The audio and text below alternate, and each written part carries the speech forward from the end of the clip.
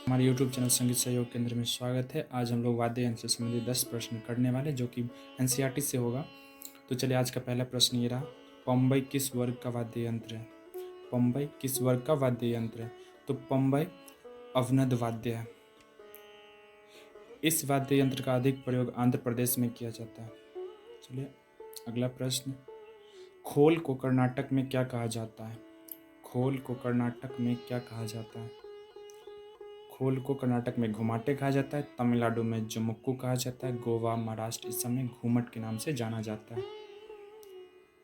मृदंगम को किस लकड़ी से बनाया जाता है? मृदंगम को किस लकड़ी से बनाया जाता है? तो मृदंगम को कटहल की लकड़ी से बनाया जाता है। ठीक है।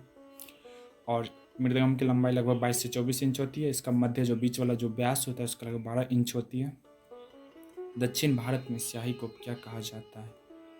दक्षिण भारत में स्याही को क्या कहा जाता है?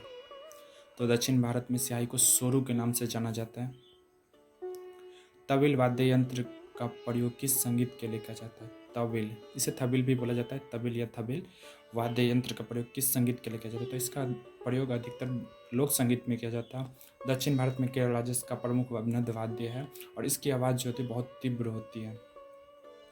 बैंगो और कॉन्गो किस वर्ग का वाद्य यंत्र है? बैंगो और कॉन्गो किस वर्ग का वाद्य यंत्र है? तो यह अवनद वाद्य है। इस दोनों में यह दोनों वाद्य यंत्र मूलतः अफ्रीकी वाद्य है क्योंकि अफ्रीका से आया हुआ है लगभग। और इस दोनों में बस अंतर होती है कि एक के 2 भाग होते हैं और एक के 3 भाग। तो बैंगो के 2 भाग होते हैं और कैंगो के 3 भाग होते हैं। एकॉर्डियन किस वर्ग का वाद्य यंत्र है? एकॉर्डियन किस वर्ग का वाद्य यंत्र है? तो एकॉर्डियन जो है वो एकॉर्डियन जो सुशीर वाद्य है, इसका अन्य नाम एस्क्यूज बॉक्स के नाम से भी जाना जाता है और इसका प्रयोग पाश्चात्य संगीत में ज़्यादातर किया जाता है। प्राचीन काल में बांसुरी को किस नाम से जाना जाता था? प्राचीन काल में बांसुरी को किस नाम से जाना जाता था? तो प्राचीन काल में इसे मुखवीणा के नाम से जाना जाता था और बांस की बनी होती थी यह बांसुरी। और बांसुरी जो है पूरी तरह से नैसर्गिक साज है क्योंकि यह प्राकृतिक से जुड़ा हुआ है, बांस का बना होता है, इसलिए इसे नैसर्गिक साज कहा जाता है। इसमें मुख्य 6 छिद्र होते हैं और एक मुख रंध्र भी होता है जिसे मिलाकर कुल 7 छिद्र बोल सकते हैं इनमें।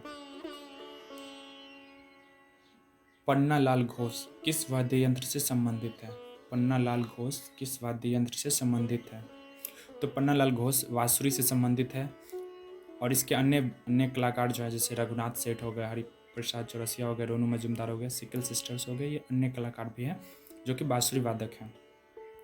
हारमोनियम के कितने भाग होते हैं? हारमोनियम के कितने भाग होते हैं?